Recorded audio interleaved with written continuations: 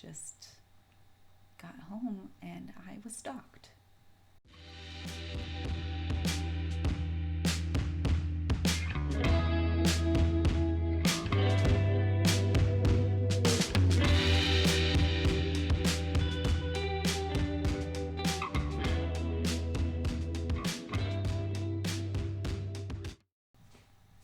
What the fuck? I mean,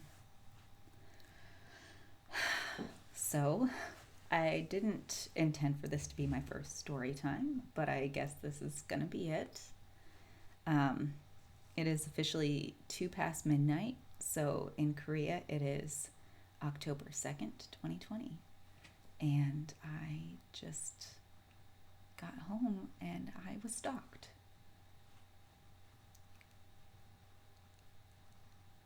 I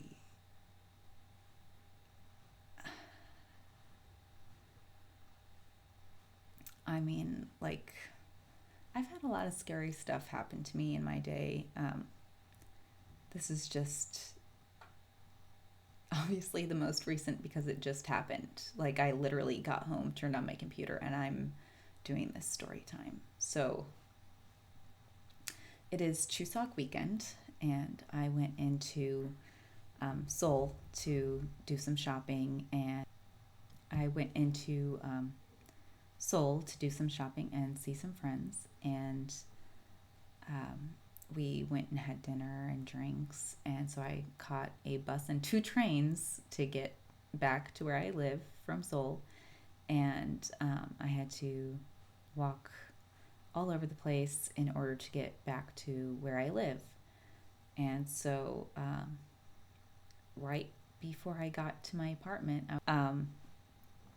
sorry, I have people still messaging me about all the fake messages I sent. So, just a second, I'll be back.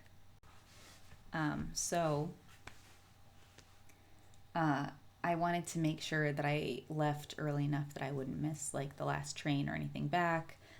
So I made sure I got on that train, and do I have stuff on my face? What is this?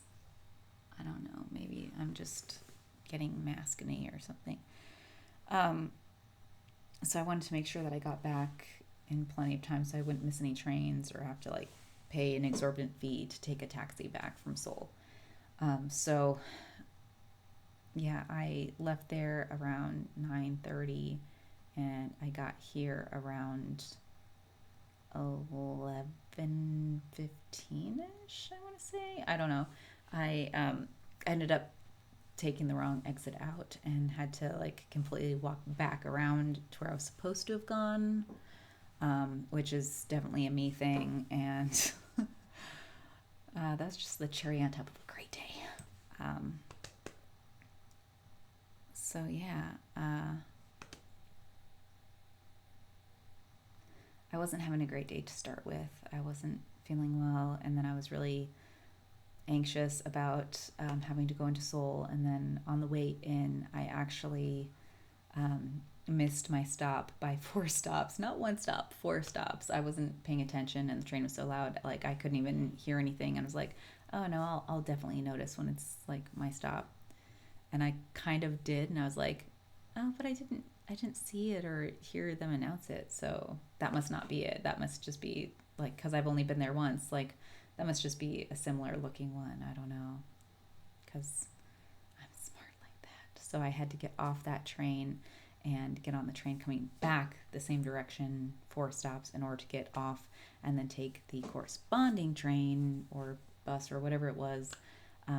And I went to Vegan Beyond Bakery, the Vegan and Beyond Bakery. So that's a bakery that I've been following on Facebook and Instagram. They came about right, I think they officially got a storefront like right before I came over to Korea. So they've been selling stuff for a while and finally got a physical storefront in order to sell stuff. And it looks amazing, and I see them all the time. So I figured if I'm going to make this trek into Seoul, I'm going to stop there and I'm going to get me some treats, because I'm not vegan or vegetarian, but sometimes that stuff is bomb.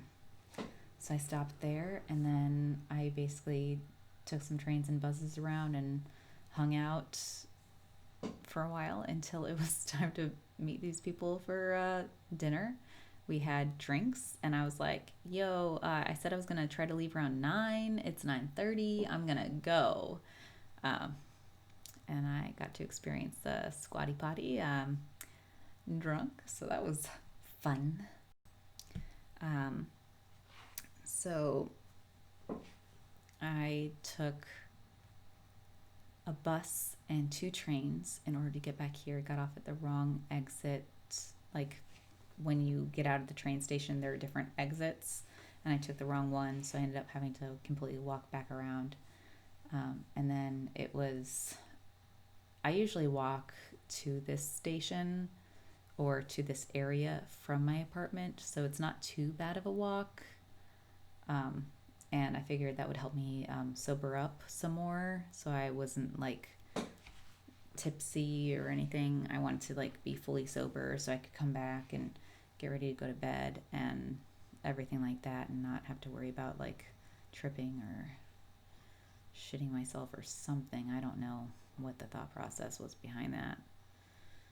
Um, so yeah, I was walking home, and all these dark alleys. My apartment is actually like in the red district, so I don't know if he was kind of expecting something.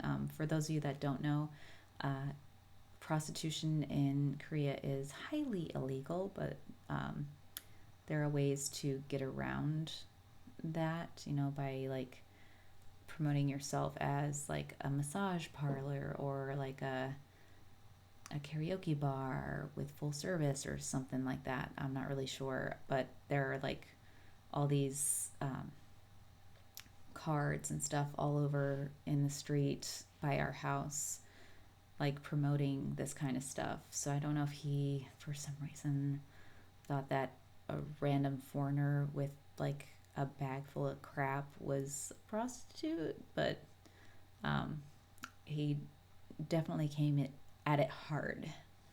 Uh, so yeah, like I told him, uh, I'm meeting people. I'm going to my girlfriend's house, and so he he didn't get that I was like trying to pretend like I was gay. And I do come off as gay to a lot of people because I'm ace, and that's been like something I've dealt with my whole life.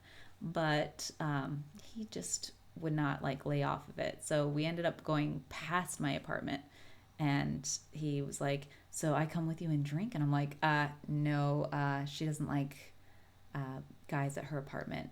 It's no boys, no boys. No, you can't come."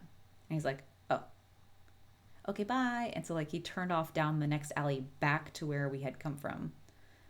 So I don't know what was up with that.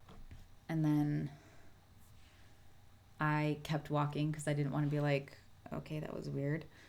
So I kept walking, and I ended up going up to the next main street and walking across the walkway, across the bridge, and then back down another side street because I was going to loop around and go back to my apartment. And I was like, rather than taking the underground path, like under the bridge, I think maybe I will go up to the light rail and like just hang around there or like do something. I don't know. And so I stopped to like check my phone and see if anyone had messaged me back, because during this whole thing I was like messaging people I know, and I'm like, "Hey, I'm still walking. I just wanted to make sure that you guys haven't started without me," or stuff like that.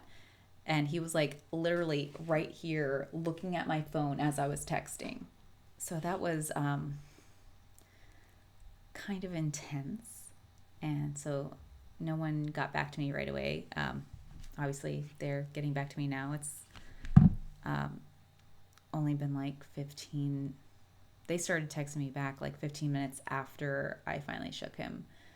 So the whole thing went on for like 30 20 to 30 minutes, I want to say. Um, so I ended up like, we were walking and the path to the underground back under the bridge, back where we had come from, was like to the right. And he was kind of like trying to steer me that way. And I'm like, I'm going to go this way because you have like the fully lit path with like the stairs up into the train station. So I'm like, I'm going up there because she, sorry, my video camera died. And I just, right now, I can't find the charging cord or the spare battery. So I'm switching to my webcam.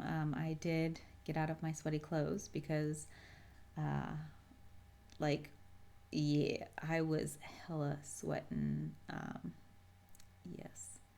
So anyway, I decided to go to the next train station that was right there, and I was like, that's all lit up. There's a nice long path. There's bound to be someone else there. So I went up there, and he just kept following me, and he's like, "Oh, your friend, they live over here. You're gonna get off at the next stop, right? That the next stop is bloody blah blah station." And I was like, "Huh, I is that what station she lives at? I can't really." So I was gonna stop at the machine and like change money or add money to my card so I could use the transit, and he would not leave. Like I was like, "Go ahead, I'm just gonna go and do this," and he's like, "No, I'm gonna stay here and I'm gonna wait for you." So like, okay, so and he was again like right over my shoulder, and I was like, "Well, I'll just turn on my NFC and see if I have money on my card. Like I don't even know. I use it." So obviously I had money on my card because I'd been using it all day. So we swiped and we went up the escalator to wait for the train. And he's all like, "Well, um, I was at the bottom of the escalator actually, and I was checking my messages, like pretending to still message people." And he was like, "You need to get on this train because this is the last one." And I'm like, "What? This is the last train? How is this the last train? Like it's not even midnight yet. Why would it be the last train?" Like, because I was pretending to message people, and he's like, "You have to hurry." And I'm like, if I miss this one, it's not a big deal because I can just catch the next one. And that's why he was like, "Well, it's the last one, so you can't catch the next one." Like his English was pretty good, but it wasn't all there because a lot of the stuff I was saying he didn't understand. Like, um, he asked me if I had a boyfriend, and I was like, "I have a fiance." He's like, "So why don't you have a boyfriend?" And I'm like, "I'm getting married." And he's like, "Oh, Mary." Ah. And I still don't know if he understood about my fake fiance. Like he didn't understand that I was trying to say I was in a lesbian relationship. He didn't understand that I was trying to say that I'm taken and I'm like going to hypothetically get married. So I don't know. But he would not leave me alone. And so we got up to the train, and the train was like, we stood there for a while, and I kept checking all of my apps and everything to see if anyone had messaged me back. And like he wouldn't like get out of this zone. So it was just really uncomfortable, and I'm like, especially right now with corona going on, like I don't want to be close to someone and you're like literally you are in my space looking over my shoulder at my text messages, and you're trying to get me to have you come with me to my hypothetical friend's apartment to go drinking with a bunch of girls, and you know that I'm hypothetically in a relationship, and like, and he wasn't wearing a mask either. Like, get out of my face, dude. And like, obviously, I'm wearing a mask, so like, you can't even see this. Like, what? it's not like I was looking cute or anything either. I was wearing some jeggings, some skinny leg jeggings that were hugging every single fucking roll. And then I had on a big fat gray hoodie, and it was like oversized. So it was like trying to hide all my other rolls that my pants weren't giving off. So it's not like I was like, ooh, she looking good. Like, what? God. So the train came, and he was like, so you're getting off at the very next station. You're getting off at blah, blah, blah station. And I'm like, you know what? I'm not really sure which station it is. So I'm just going to go ahead and take a cab to her place. Bye. So I legit like just turned around and walked down the stairs and left. And I was like looking behind me the whole time. I couldn't stop like looking back behind me because the first time I left him, I thought he was gone and he was still there. So I did make some posts to Instagram because I was the first time I was kind of like, what the fuck just happened? Like, why was this guy following me? And the second time was then I was on my way home after he had followed me the second time, and I couldn't stop looking over my shoulder to see if he was still following me. And I did that the entire way back to my apartment. And when I got into my apartment, I slammed the door closed and I put the latch on. And then I just stood there in the dark. And then I came over and started to make this video.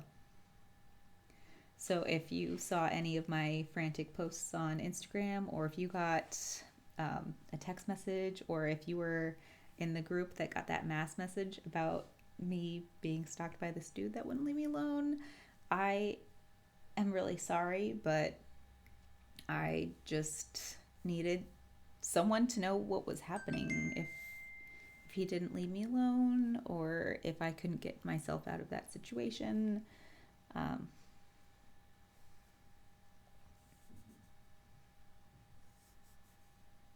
like I just don't even know what to say about that situation. Like, why? That makes no sense to me. Um, but there it is. Story time.